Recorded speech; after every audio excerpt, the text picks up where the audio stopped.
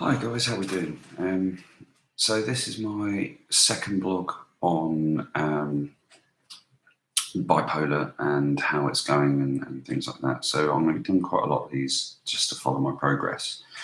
I've had a bit of a couple of letdowns with it all because it's difficult. Like the doctors, bipolar full stop is supposed to be very difficult to diagnose, which it is, and I kind of understand that.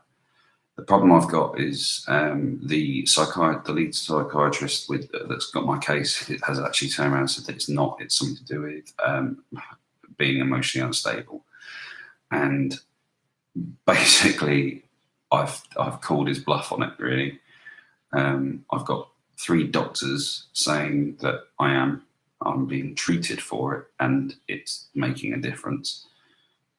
And I've had nothing but sort of issues with it. I've been visiting my local centre, which is called Parkway, and I saw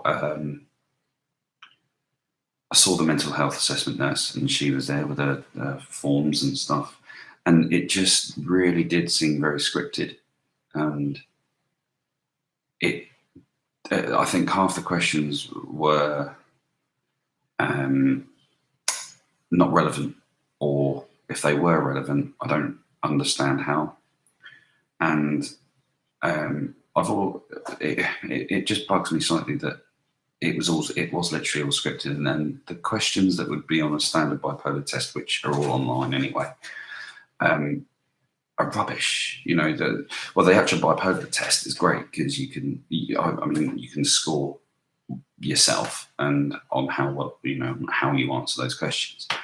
So I've had to put together a massive information because the mental health assessment report came back, and it was like they were only focused on how I deal with in really high stressful situations. So basically, I had 2 referrals. I had one from the hospital after my suicide attempt, and that's the one that they stuck with, and not the one from the doctors that I put in my initial concerns.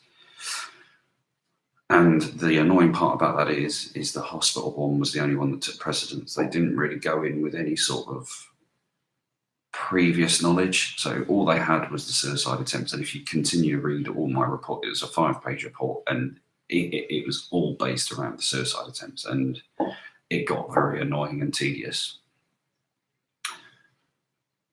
Don't get me wrong, obviously there is an issue there, being emotionally unstable, and it's just one of those things. But I know for a fact that there is a diagnosis there that needs to be looked at. So where do we go from here? I've got a consultant from a private hospital, which unfortunately is going to cost me 300 quid before I even start. And that'll get me a new second opinion and a mental health report, which, to be fair, is what I need. So it's hopefully going to do something. I'm trying and I've put together all like the questions. So I've gone online and downloaded a bipolar test and filled in the questions. But I've also put my explanations and sort of examples of when it's happened, and I think it needs to be looked at, and needs to be looked at properly. And I think the only way I'm going to get it done is by speaking to an actual psychiatrist. So I've gone private, and hopefully that'll sort something. But general moods, the last week has been really good. It's been really up. Obviously with things that have been going on in my life anyway, so that was very good. But I'm starting to come down now, and I'm starting to feel it. I'm not in that sort of full down period. I'm just in that sort of slope down into okay, and that's where I'm at. But I'm hoping it'll be heightened again over this weekend, and yeah, I think the mood stabilizers, the lamotrigine, are definitely helping. But that was another thing that came up. The mental health nurse that did the assessment. She phoned me up last week to go through all the details of the emotional group that they want me to do. And basically, I told her that she asked about the medications, and I told her that the meds were doing really well, and I thought they were working, and I didn't put my phone on silent. And it really bugged me because she came out with a response of, "Are you sure it's the medication and not just you getting over getting over your relationship breaking down?" I'm just thinking, hold on a minute. That was never an issue, and the fact that you're bringing that up could bring me to go down anyway. It's just I don't understand what her sort of point was with that. But hey, I suppose I'll never know. And I'm, why mention that at all to somebody who's emotionally unstable? Anyway, I've put in a complaint to an organisation called PALS, because what they do is they will talk to the consultant and the necessary people, give them what I've given them, to be able to maybe get a second opinion through the NHS, but I'm not holding any hope, because that can take quite some time. So if I can get a second opinion from, from a private source, then I think we're laughing. I need to be able to provide as much evidence as possible, so I'm going to be working on that over the next few days and the next couple of weeks, because I've got a couple of weeks off. So, and I'll obviously sign off work anyway. But with the band and stuff, I've got a couple of weeks off.